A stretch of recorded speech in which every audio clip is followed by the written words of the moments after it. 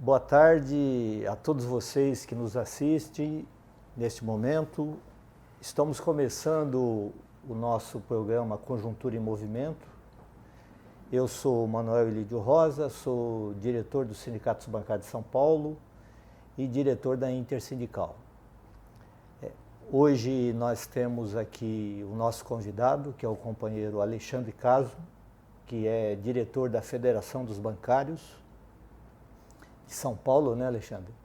E também diretor da Intersindical.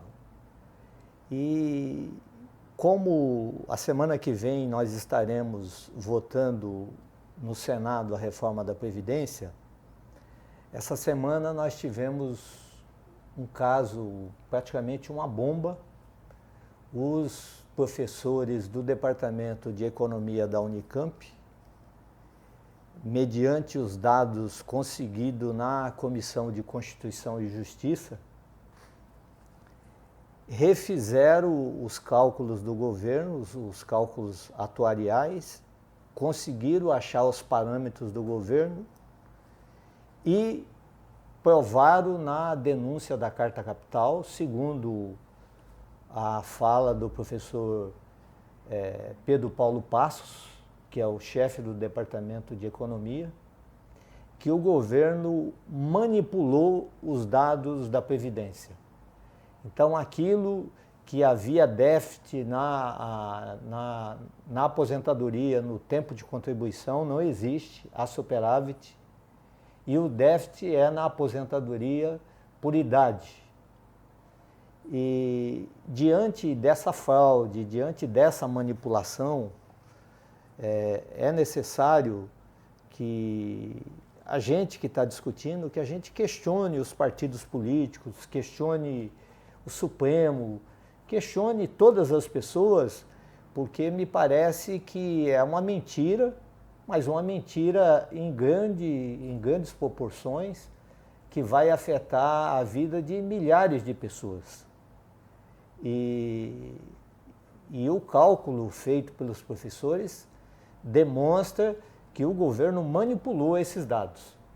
Então, Alexandre, eu gostaria que você falasse um pouco, você que teve a semana toda em Brasília, você está lá, teve na Comissão de Constituição e Justiça, agora está lá na Comissão do Senado, junto com o senador Paulo Paim, está acompanhando o desenrolar dessa reforma da Previdência, que você falasse um pouco para a gente, porque a gente precisa discutir mais com as pessoas, a gente precisa levantar mais esse golpe. Essa semana, além de ter essa bomba que a Carta Capital publicou para o país todo ver, nós tivemos aí o presidente Temer afirmando no Roda Viva que realmente foi golpe. Tivemos a autora do impeachment, a Janaína, dizendo que não havia pedalada fiscal nenhum. Quer dizer, então, se organizaram todos esses golpes, todas essas manipulações, justamente para prejudicar os trabalhadores. Então, que você falasse um pouco para a gente. Boa tarde, Mané Gabeira, boa tarde a todos e todas que nos acompanham. Esse é um tema muito importante, o tema da reforma da Previdência, porque o governo apresenta um projeto de emenda, uma proposta de emenda constitucional baseada em mentiras, em dados fraudados. É isso que você falou mesmo, né? Isso é uma bomba. Isso merece parar já a tramitação lá no Senado Federal. Está marcado para o dia 24 da próxima semana para votação em plenário. É necessário parar a tramitação agora para apurar essas denúncias. O que acontece? A Carta Capital, nesta semana, traz na sua capa uma matéria bomba que demonstra, prova que os números foram manipulados de forma fraudulenta. Isso está provado. Mas não apenas a Carta Capital, Mané. Na semana passada, houve uma sessão temática no Senado, no plenário do Senado Federal, e uma rara oportunidade. Seria um excelente serviço se a grande mídia se prestasse a colocar aqueles que são favoráveis e aqueles que são contra, para debater na grande mídia, para atingir esses milhões de pessoas que querem saber o que significa a reforma da Previdência. Infelizmente, a grande mídia só leva aqueles que defendem a reforma da Previdência. Só um lado, né? E a gente sabe por quê, né? Mas na semana passada, no Senado Federal, através de uma sessão temática, foram convidados 3 representantes por parte do governo que defendem a reforma da Previdência e 3 representantes por parte nossa, que somos contrários à reforma da Previdência. Dentre esses 3 representantes que nos representaram, estava lá Eduardo Moreira, estava o Ricardo Berzoini, ex-ministro da Previdência, o professor Eduardo Fagnani, que é do CESIT, da Unicamp, e depois foi convidada também a Maria Lúcia Fatorelli, e os 4 fizeram o debate. O que ficou muito claro, eu quero, em razão do tempo, resumir apenas, dar destaque, quando o professor Eduardo Fagnani desmascara o governo de uma maneira que, quando o governo teve o direito a falar, a responder aquele questionamento desmascarando, onde o Eduardo Fagnani afirma que o governo está manipulando dados, que está mentindo, que está escondendo dados, os representantes do governo não tiveram resposta. Responderam desconversando, mas não responderam ao desafio que o professor fez de apresentar os números, que a gente sabe que desde maio os números estão fechados, sob sigilo, que o governo colocou sigilo nos números. E aí, o professor Fagnani, eu fiz algumas anotações aqui, porque a gente tem pouco tempo e a gente não tem como, eu não quero perder a oportunidade de apresentar esses números aqui. O governo diz que o Brasil gasta em torno de 14% do PIB. Essa é mais uma mentira, né? Porque ele não tem base para apresentar esse dado de 14% do PIB. Foi o que o professor Eduardo Fagnani questionou. E aí ele diz que o Brasil, em relação aos outros países, inclusive desenvolvidos, o Brasil gasta muito mais que esses países desenvolvidos. Eu peguei 5 ou 6 países, mano, apenas para dar como exemplo, para aqueles que estão nos ouvindo, da mentira do governo. Né? Então, por exemplo, o Brasil gasta 7,7% do PIB com a Previdência. Se a gente pegar as nações desenvolvidas, vou pegar algumas, por exemplo, como a Itália, que gasta 16%, Portugal gasta 14%, a França 13,8%, a Espanha 11,4% e a Alemanha 10,1%. Quanto gasta o Brasil? 7,7%. Então, é uma mentira do governo quando ele vende essa coisa de que o Brasil gasta demais. É outra mentira quando ele fala que vai atacar privilégios. Porque quando ele fala em privilégios, mané, ele captura a opinião da maioria das pessoas que acham que que exista algum privilégio na Previdência Social. Se existe algum privilégio algum privilégio nesse país, ele não está na Previdência Social. Ele está, por exemplo, num dado que eu estou trazendo aqui, que está no relatório Oxfam. 6 pessoas, mané, todas elas homens e brancos, detêm a mesma riqueza somada que 50% da população. Isso sim é privilégio. E aí a gente está dialogando com o problema mais importante que deveria ser atacado, que é o problema da desigualdade social, não o problema da Previdência, que a Previdência não é problema. E aí o que o governo chama de pobre e de rico quando ele fala, nós vamos resolver porque os pobres ganham tanto e os ricos ganham não sei quanto. Sabe quem o governo considera pobre? É aquele que ganha até R$ 1.250 de benefício. Sabe quem o governo considera rico? Aquele que ganha R$ 2.231. Esse é o rico para o governo. Esse é o rico. Agora, esses parlamentares que estão lá debruçados para analisar os números do governo têm obrigação, depois da denúncia da Carta Capital e depois do professor Fagnani e os outros brilhantes debatedores do nosso lado, questionarem o governo e dizer para o governo, vocês não têm um número, apresentem os números, está provado que existe uma fraude. Está provado, todo mundo chama o governo de mentiroso nesse país. Os debatedores chamaram de mentiroso e provaram, o governo não teve resposta. A Carta Capital, nesta semana, na capa da Carta Capital, chama o governo de mentiroso e o governo não traz uma resposta. O professor Fagnani, aqui, através desse livro, que tem um título bastante sugestivo, Previdência, o debate desonesto. Aqui ele prova e mostra, né, em meio aos capítulos, que os números do governo são manipulados, Mané. Alexandre, eu queria que você, falando em mentiras, você conviveu com vários personagens lá no Congresso e Nós sabíamos que o autor da reforma trabalhista, o Rogério Marinho, era daqueles que ia e dizia que a reforma trabalhista ia criar, se não me engano, 3 milhões de emprego, 2 milhões de emprego, que seria uma coisa para ajudar as pessoas. Hoje me parece que essa reforma trabalhista, o que ela fez, o que ela criou de emprego é Uber, é as pessoas fazendo essas entregas. E que você falasse um pouco sobre esse personagem, Rogério Marinho, que hoje também é o secretário da Previdência e está lá no Senado defendendo essa reforma. Como é que as discussões que eles têm apresentado por parte do governo também? Antes de responder a tua pergunta, deixa eu só retificar um vocabulário.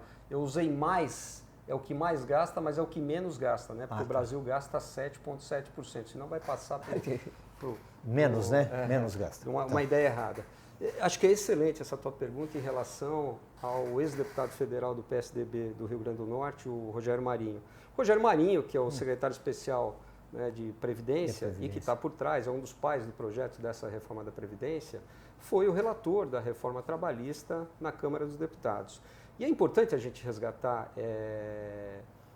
a reforma trabalhista e aproveitar que a gente está falando do Rogério Marinho e dizer o seguinte: apesar da gente ter um problema com esse governo, o governo Bolsonaro, que apresenta projetos que apenas retiram, né, direito dos trabalhadores e das trabalhadoras, o PSDB faz um trabalho junto com esses governos, seja no governo Bolsonaro, seja no governo Temer, porque o Rogério Marinho é do PSDB e foi o relator da reforma trabalhista. Samuel Moreira é do PSDB e foi o relator da reforma da Previdência na Câmara dos Deputados, na comissão especial.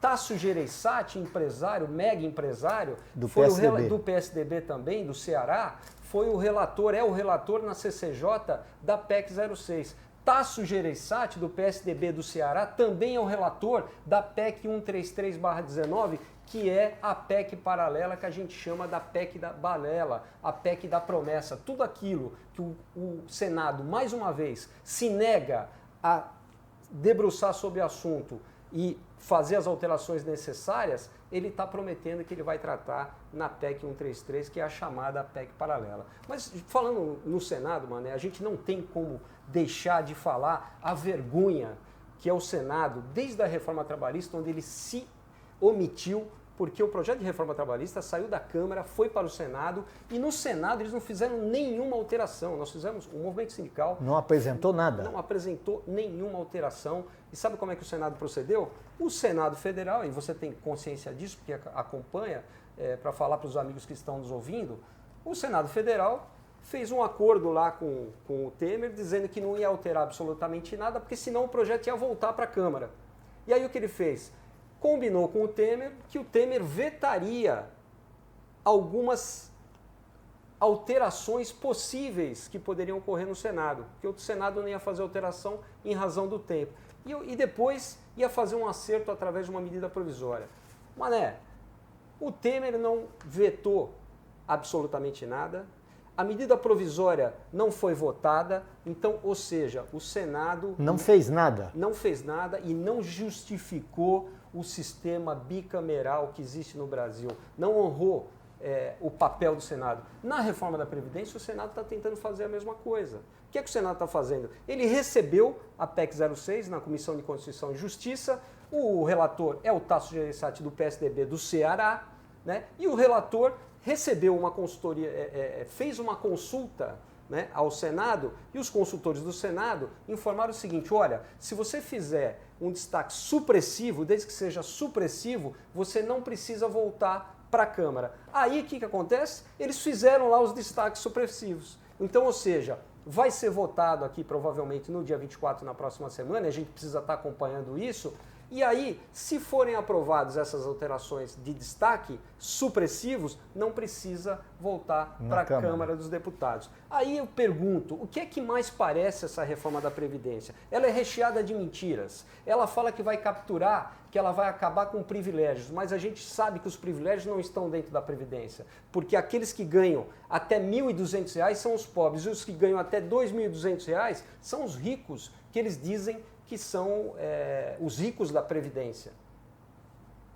É meio estranho, R$ 2.200 ser rico nesse país, só na visão deles. E o que o Senado quer fazer?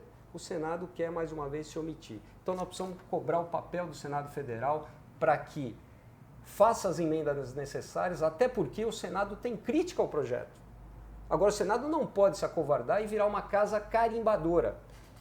Porque... Senão você não precisaria de Senado, né, Alexandre? Mas existem muitas pessoas já discutindo o sistema da necessidade do sistema bicameral, com 81 senadores, todo o custo que tem no Senado. Esse é um outro debate, mas tem gente questionando já o sistema bicameral e querendo trabalhar no sistema unicameral, porque o Senado tem nos envergonhado e não tem votado aquilo que ele precisa votar. Ele recebe já no último dia uma medida provisória e vota naquele último dia sem alterar absolutamente nada. Virou uma casa carimbadora. E na reforma da Previdência, que afeta a vida de todos os brasileiros e brasileiras e de forma muito grave, porque o que a gente vai ver, Mané, com essa reforma da Previdência, a gente não tem a menor dúvida disso, é que nós vamos ver idosos pedindo esmola no semáforo, idosos passando nos barzinhos onde as pessoas estão na frente lá tomando a sua cerveja, pedindo dinheiro para comer. Né, Alexandre? Viúvas. Então, o que eles estão fazendo é cruel. Eles lidam com a reforma da Previdência apenas com número. Parece que eles estão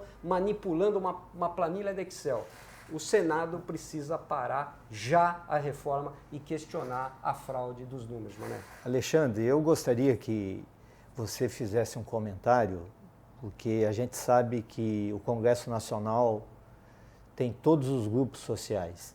E nós sabemos que nós estamos diante de uma reforma que ela vai atacar essencialmente os trabalhadores que não são nenhum privilegiados, são pessoas que ganham de R$ 1.200 até R$ 2.300, vai atacar as viúvas, vai atacar os órfãos.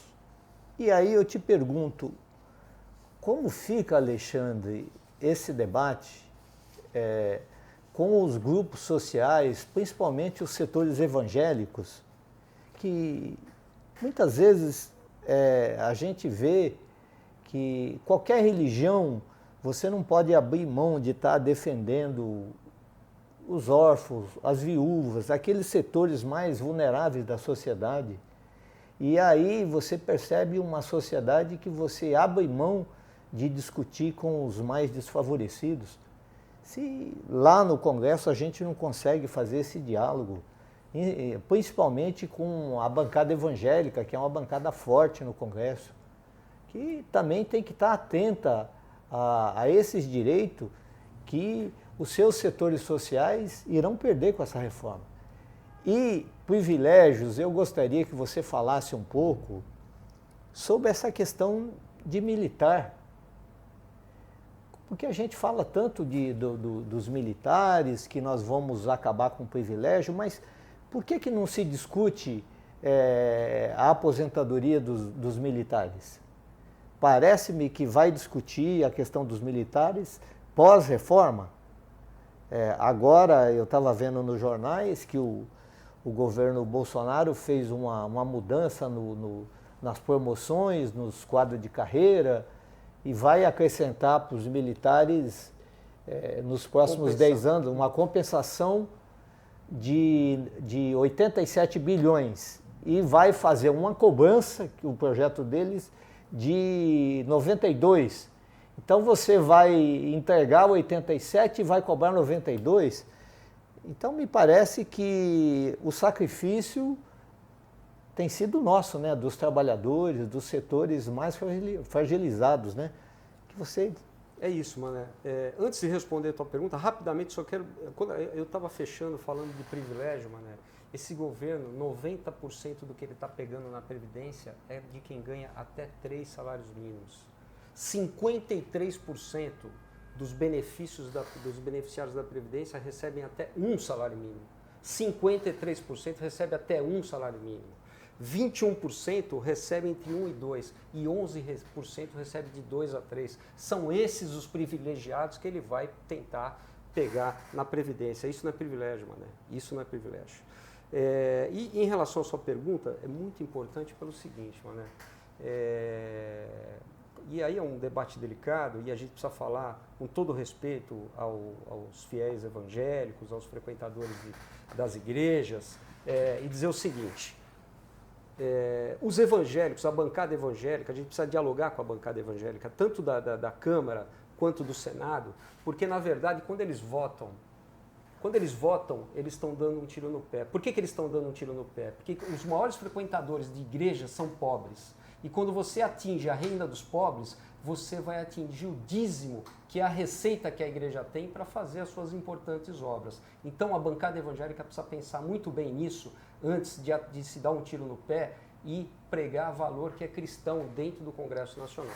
Bom, dando continuidade à nossa conversa, Alexandre, e caminhando inclusive para a nossa finalização, nós sabemos que, infelizmente, nós estamos diante de um governo que hoje tem nos transformado o Brasil numa grande fazenda dos Estados Unidos, e o Bolsonaro agora reforçou não só a fazenda, né? O Bolsonaro quer transformar o Brasil num grande garimpo.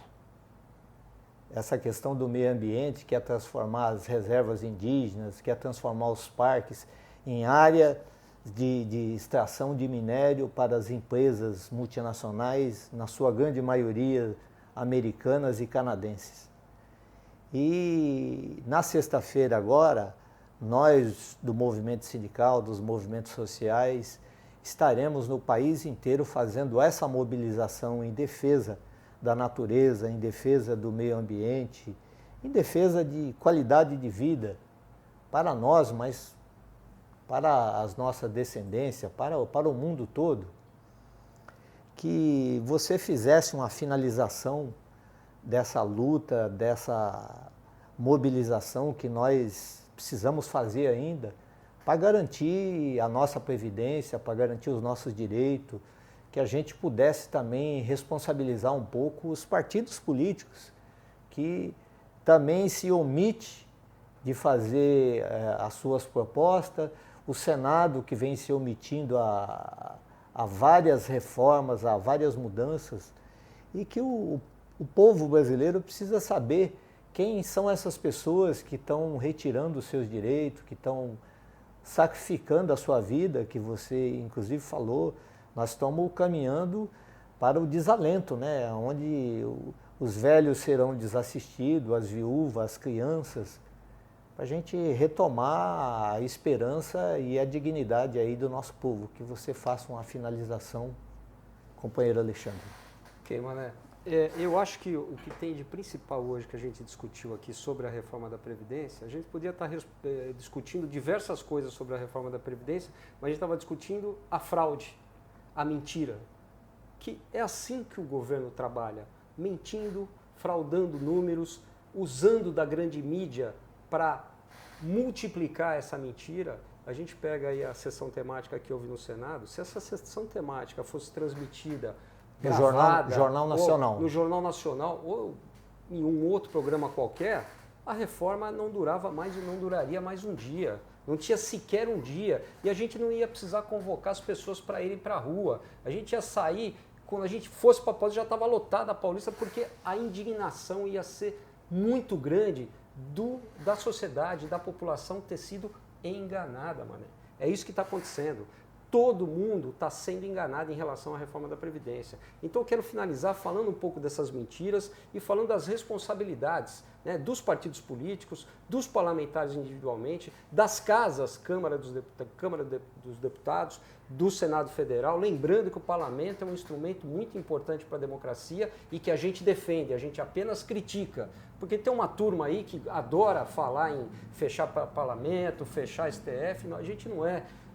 dessa opinião, a gente acredita na democracia, defende a democracia, defende um parlamento, sim, defende um Supremo Tribunal Federal, sim. O que a gente não gosta é da atitude daqueles ministros, o debate que a gente faz é outro. Porque a gente precisa deixar muito claro, Mané, porque tem muita gente fazendo um debate meio atravessado. Então, primeira coisa, quando o governo vende a reforma da Previdência dizendo, ó, nós vamos acabar com os privilégios. Os privilégios, no papo que a gente teve aqui, ficou muito claro que não existe privilégio dentro da Previdência. Por exemplo, estão atacando de forma injusta os servidores públicos, sejam federais, municipais ou estaduais. Os servidores públicos, desde 2012, Mané, não existe nenhum servidor público que que receba de benefício previdenciário mais do que o teto da Previdência. Isso não existe, porque todo servidor público que entra, ele não tem mais esse benefício. Isso já está resolvido. Então, quando a gente fala para atacar privilégio, o cara fala, não, aquele cara que vai entrar... Não existe mais isso. Já foi alterada, a legislação já foi alterada. Então, o privilégio, como a gente falou, está fora da Previdência. A outra coisa é chamar o Senado Federal à sua responsabilidade. E nesse momento em que houve uma sessão temática dentro do Senado Federal, e a gente esqueceu de dizer, o Tasso Gereissati, do PSDB lá do Ceará, que é o relator da PEC 06, é o relator da PEC paralela, se ausentou do ambiente e não ficou sequer para assistir o debate. Se ele é o relator tem que ter convicção para elaborar o seu relatório, conversar com os parlamentares, conversar com os atores sociais. Cadê o Tasso? O Tasso ficou alguns minutos e saiu. O Davi Alcolumbre, que é o presidente do Congresso Nacional e o presidente do Senado, ficou alguns minutos e saiu andando. Então, ou seja, o que parece é que é um jogo de cartas marcadas, com o governo fraudando números e com todo mundo, com um monte de gente conivente, sejam partidos políticos. E quando a gente fala de partidos políticos, Mané, é óbvio que a gente não chegou nesse retrocesso só por causa da grande mídia, mas desprezar que a grande mídia ajuda demais a demonizar todos aqueles que defendem o interesse dos trabalhadores, das trabalhadoras, de uma sociedade mais justa, de combate à desigualdade social, são demonizados. Por isso que a gente diz o seguinte, ao invés de você assistir a grande mídia, assiste a TV Senado, assiste a TV Câmara, vai ver o que o seu parlamentar está fazendo lá na TV, no plenário da Câmara, que projeto que ele está defendendo, que país que ele quer. Se tivesse uma audiência da TV Câmara e da TV Senado, esse país seria diferente. Sabe por quê, Mané?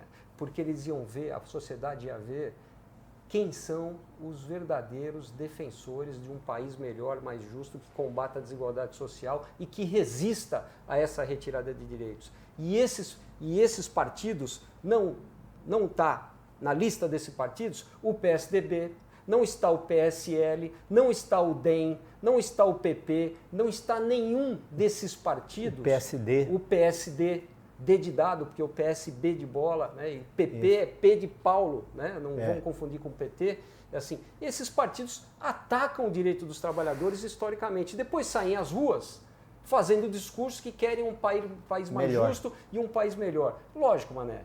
A população não tem obrigação de conhecer os números, e ela não conhece os números. Aí o governo vem, manipula números e vende com o apoio da mídia. Nós precisamos deixar claro para quem está nos ouvindo, quem são os representantes da grande mídia. São as famílias mais ricas desse país que pretendem que continue tudo como está, ou seja, que os ricos fiquem cada vez mais ricos e que os pobres fiquem cada vez mais pobres. Nós temos que chamar a responsabilidade para que o Senado pare a reforma da Previdência, porque a denúncia é muito grave. Já tinha um livro que eu mostrei no primeiro bloco, que é o livro do professor Faiani, que ele resume bem.